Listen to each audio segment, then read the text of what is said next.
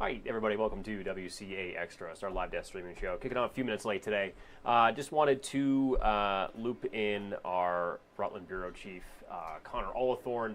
Connor, of course, coming off the busy day that is town meeting day yesterday. So, Connor, first of all, thanks for joining us today. I know it's probably a later night for a lot of the evening crew last night. Yeah, a little bit of a late night for a lot of us on the evening side, but thanks, John. Yeah, great. And, jumping right into it, so let's talk about his main takeaways. So, Rutland's Mayor Mike Don just re-elected. Kind of run me through some of the big things on the ballot and what was passed and maybe what didn't make it. Yeah, of course. That was obviously the big one on town meeting day was the vote for mayor. Dunn just did win with about 2,075 votes. His opponent, Henry Heck, former city clerk, current Board of Aldermen member, got about 1,581 votes. So roughly a 500 margin there for Dunn just through the four wards within Rutland City. About 3,600 voters came out to vote last night and throughout the day yesterday. So kind of a pretty usual margin of the amount of voters that we normally see for the past couple elections. Yeah, absolutely. And then let's also talk, some of these other events, like city budget and then I think the school budget, correct?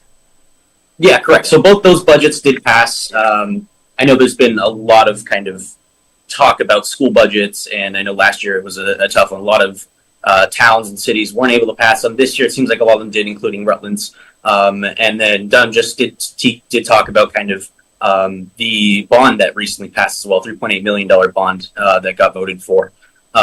Basically, it's going to be going to a few infrastructure plans under the capital improvement plan down here in Rutland. Absolutely.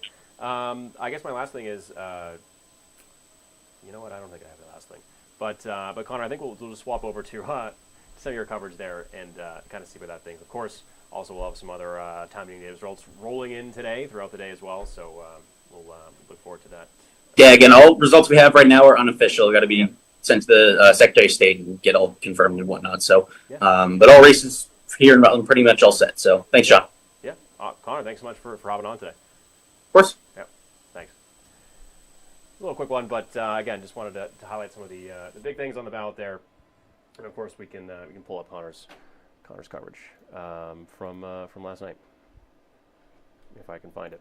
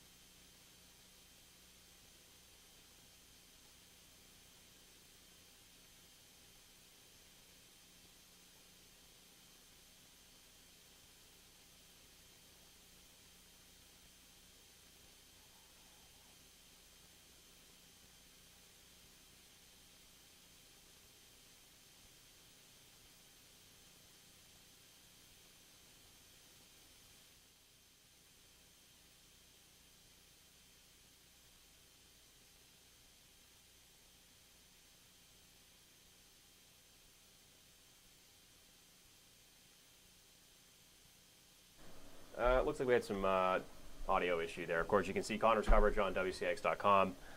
Again, some great stuff as far as the results go. I don't know what's up with this board, Peter. Yeah. Well, anyway, let's talk about going outside. Technology. Yeah. Can't live with it. Can't live without it. Yeah. As far as going outside, it's pretty warm and mild out there. As a matter of fact, we started off the day in the 40s here in the Champlain Valley. I went out with just this on this morning, and it did not feel bad whatsoever. But the rain, the mild temperatures comes along with rain showers out there. I'll show you the view on Saturday.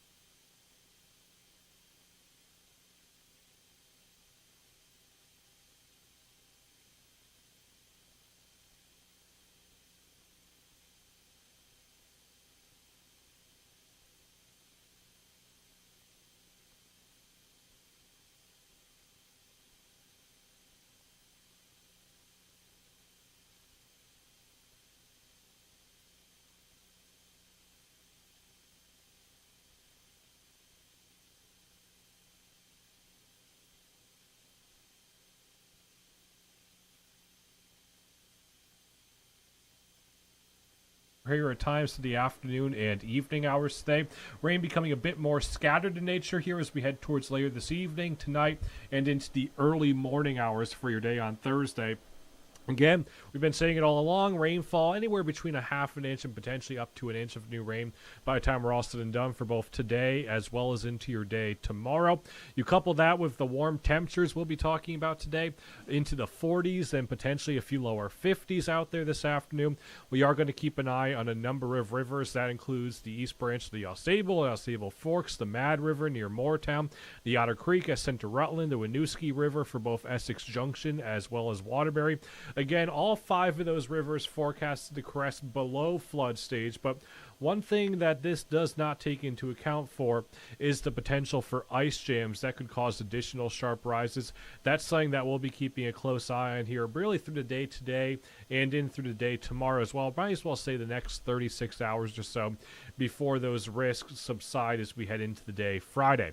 Speaking of Thursday and Friday, while temperatures are getting cooler, here's how we'll start off the day tomorrow in the 40s, but notice as we head towards tomorrow afternoon, we're back into the 30s here. Waking up Friday morning, waking up to temperatures in the teens and 20s. That means any moisture that we're seeing tomorrow is actually going to gradually transition over to a few snow showers, especially as we head towards later Thursday evening and Thursday night. The chance of a few light snow showers before they become a bit more confined to higher elevations into the day on Friday.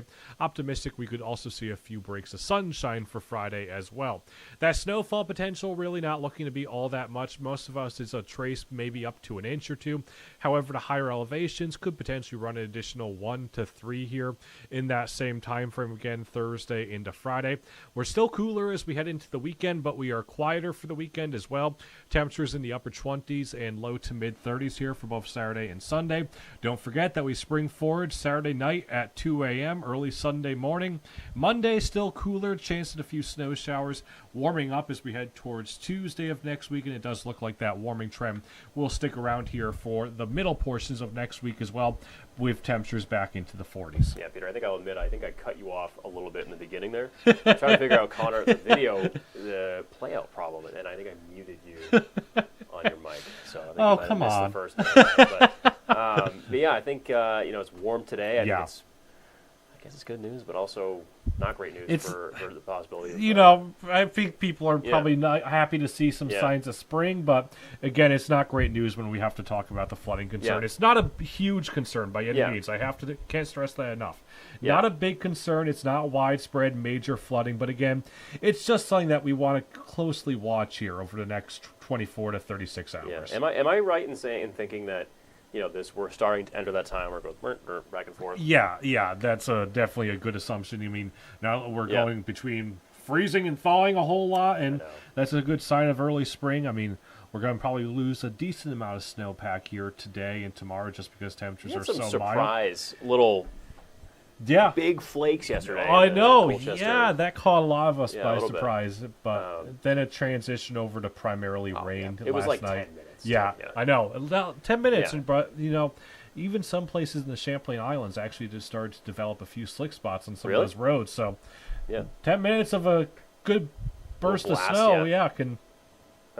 Well, anyway, I think it does for us here for WCAX. Of course, a lot of those town meeting day results, we'll keep you updated as some more of those come in throughout the day. And you see Peter and I, Channel 3 News at noon, evening shows. Yep.